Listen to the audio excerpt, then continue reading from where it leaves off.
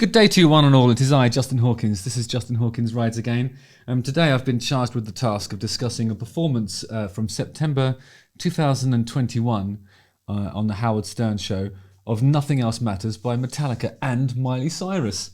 Can you imagine? Worlds colliding. So yeah, we'll have a little look at that and we'll discuss it. We'll talk about things like authenticity, backlash, whether it's right. Is it right? It probably is right. I'm sure it's right. Of course it's right. It's art, darling. Anything's possible. Without any further ado, I'm going to sing my theme tune. Ready? Justin Hawkins Rides Again.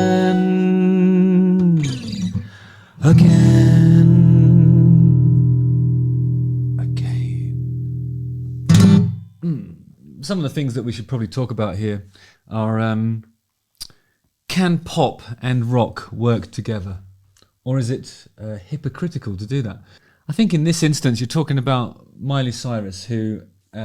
Miley Cyrus, she has attained the most US Billboard 200 top 5 albums in the 21st century as a female artist. By a female artist, rather, with a total of 13 entries.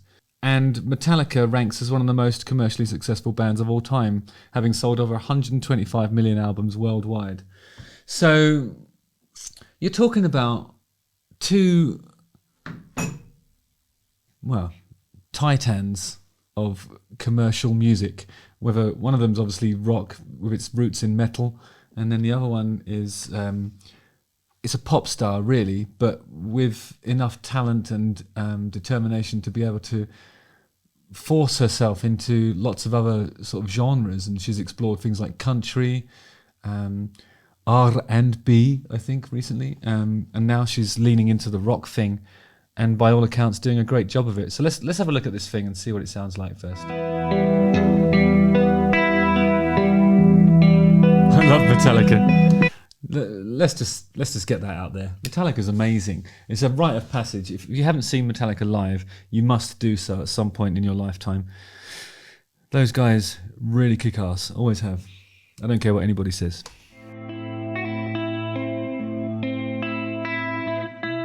I actually did a bit of touring with Metallica. We played with them in Ireland and we played with them in Australia. And James Hetfield could recognise in me that I might have been struggling a little bit with certain behaviours, and was really kind. He sort of took me to one side and gave me his number and was like, if you ever need to talk to anybody, blah, blah, blah, and was just really supportive. Just an excellent person. And Lars Ulrich was an excellent person, but in the other way, he was somebody that encouraged me to party and partied with me. So happy days, one and all, sort of.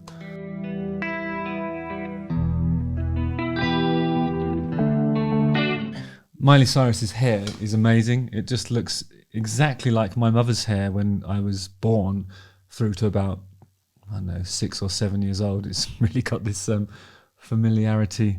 She's adorable, isn't she? I love it.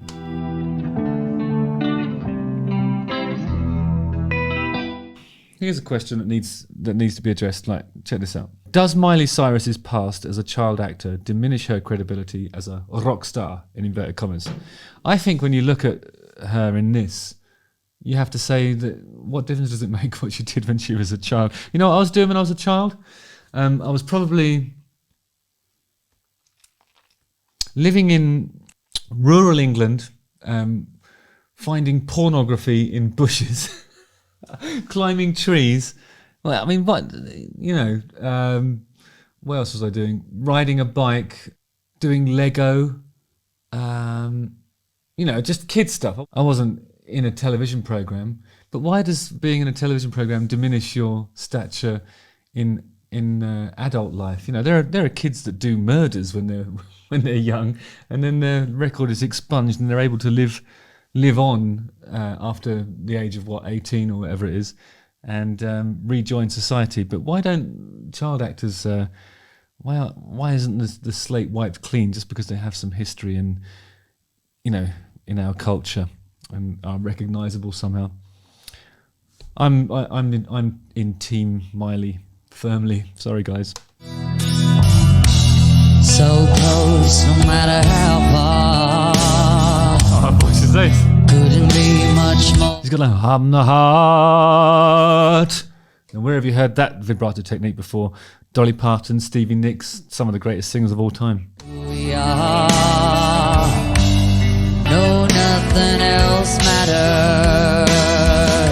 Sounds like she really knows the song as well. She's not arsing about. She's singing it properly. Trust I seek and I find in you. And then when she gets into that sort of mid-range, she has this sort of great, like, it's almost like,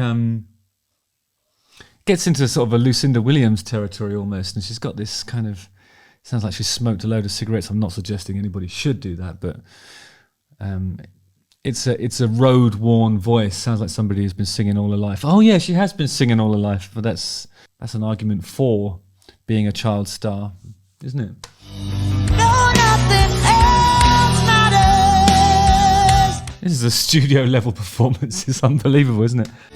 Never care for what we do. And it weirdly works well with James Hetfield's voice when he comes in on that lower harmony.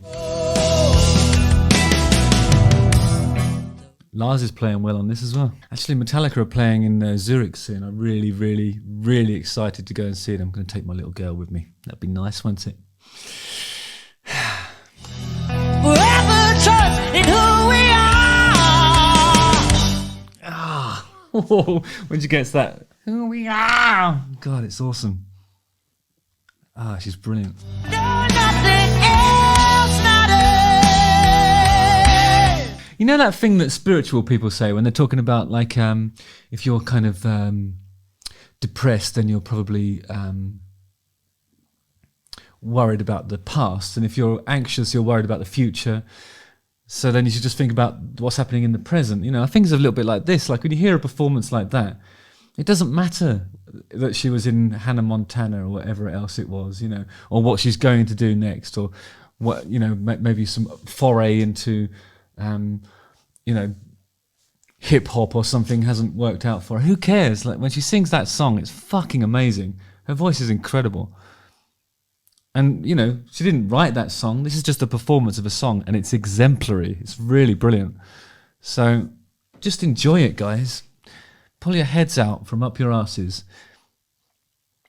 and have a listen to that with an open mind, because it's awesome. And also, puffy shirt and my mum's haircut. It's brilliant.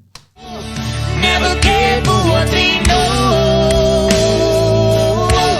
And she's doing a lot of the heavy lifting vocally in a duet with James Hetfield.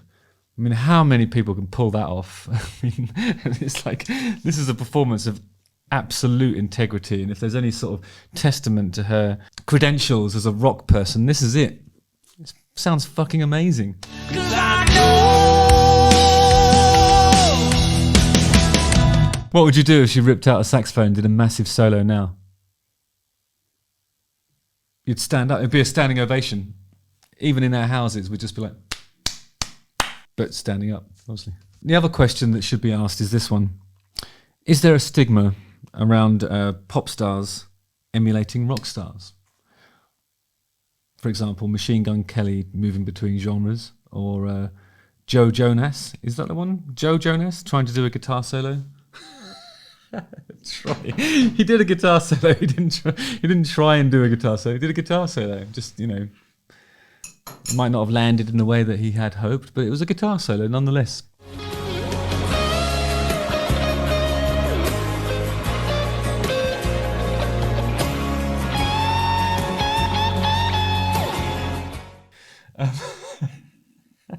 I actually don't think it's a bad thing, really, because it's, you know, if something's done well, then it's awesome. If it's done badly, then, and their heart's in the right place, or it can only be good for rock, isn't it? Because it helps rock to become one of those sort of genres that occasionally crosses over into mainstream.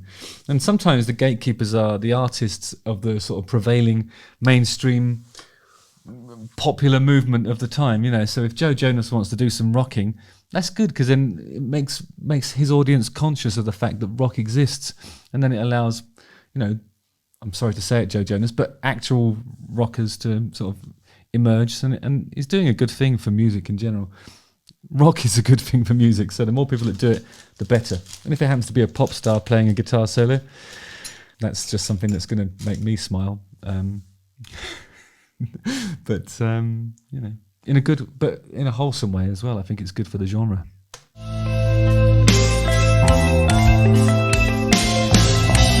What would you do if Joe Jonas came rocking in now, doing like an Angus duck walk across the stage, and then just steals it with a huge solo ripped on a SG, a Gibson SG? What would you do?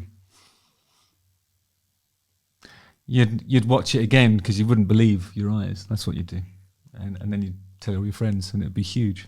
Who is Joe Jonas again? Is he the one with the? What does he do? I don't know.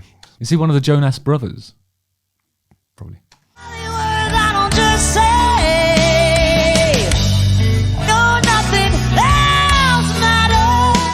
There used to be a category in the Grammys for like best rock performance or vocal. I don't know. There's so many categories, but I remember that's one of the things that Stevie Nicks won for Edge of 17. And I can just imagine, like, if Miley Cyrus does go ahead and do like a rock or metal album, that is a Grammy-winning voice. You know, she just needs to open that thing up, and then she'll just be walking around with the, I don't know how many Grammys she's got already, but she'll just be able to have, maybe she'll just have one great big outfit that looks like a Grammy, and then her head will be coming out of the, you know, the speaker part of the Grammy thing, you know? And she'll be rotating on the, I'm not sure. A Grammy is like that, isn't it? Like an old record player, probably. I don't know. Never cared who can play. This is fucking incredible. Do they do more songs together? They should. They should do a whole album of the great sort of Metallica songs sung by Miley Cyrus. Be incredible.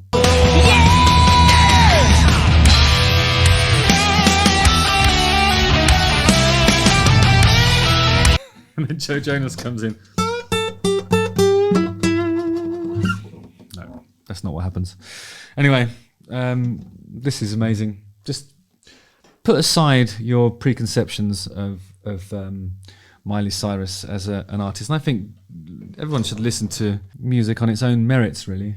Doesn't matter whether you think it's cool or what you think of their earlier work. If someone does something brilliant, they should credit where credit's due, isn't it? Just in Hawkins writes again.